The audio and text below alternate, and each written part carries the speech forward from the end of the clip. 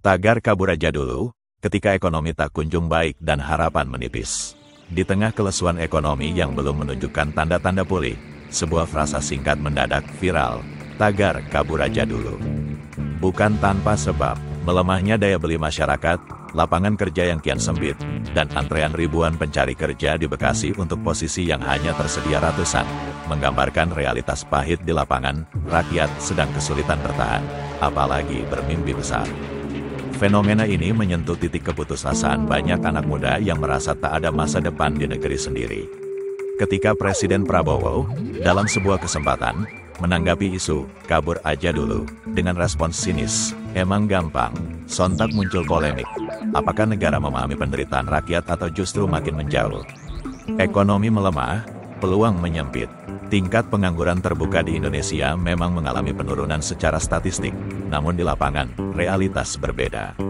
Antrian ribuan orang untuk lowongan kerja di pabrik atau gudang menjadi bukti bahwa angka tidak selalu mencerminkan kesejahteraan. Banyak lulusan universitas pun bersaing dengan lulusan SMA untuk pekerjaan yang sama, bukan karena malas berwirausaha, tapi karena modal terbatas dan iklim usaha tak kondusif. Sementara itu, inflasi harga pangan, beban cicilan, dan tekanan biaya hidup di kota memperparah kondisi. Ini membuat banyak orang berpikir ulang tentang masa depan mereka di negeri sendiri. Tagar kabur aja dulu, antara sindiran dan strategi bertahan. Ungkapan, kabur aja dulu, lahir dari keputusasaan yang dibungkus dengan humor getir. Bagi sebagian anak muda, ini bukan hanya tentang pergi ke luar negeri sebagai TKI, PMI, atau pelajar, melainkan simbol pelarian dari stagnasi ekonomi dan sosial. Mereka ingin bekerja di tempat yang upahnya masuk akal, sistemnya tertata, dan peluang lebih adil. Apakah ini bentuk tidak nasionalis? Tidak selalu. Banyak dari mereka tetap mencintai tanah air, tapi kesetiaan tidak boleh buta. Negara harus bisa menciptakan alasan kuat untuk tinggal dan berjuang di dalam negeri, bukan sekadar mengimbau agar tidak kabur. Respons pemerintah, realitas vs retorika. Presiden Prabowo menyindir mereka yang ingin kabur aja dulu, dengan kalimat, emang gampang. Benar, tak mudah bekerja atau menetap di luar negeri. Namun, pertanyaan balik untuk pemerintah adalah, apakah tinggal dan bertahan di Indonesia saat ini lebih mudah?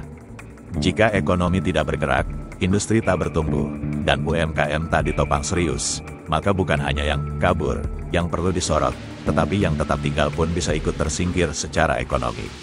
Analisis, kemandekan ekonomi dan legitimasi pemerintah. Pemerintah harus menyadari bahwa kinerja ekonomi adalah fondasi legitimasi politik.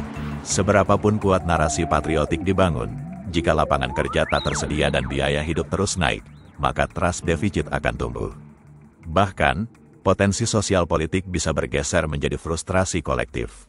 Jika tagar kabur aja dulu menjadi pilihan populer, itu sinyal bahwa rakyat kehilangan harapan terhadap institusi negara. Yang diperlukan bukan sekadar sindiran dari pemimpin, melainkan tindakan nyata. Deregulasi sektor usaha mikro dan kecil. Stimulus fiskal yang menyasar lapisan bawah, bukan elit.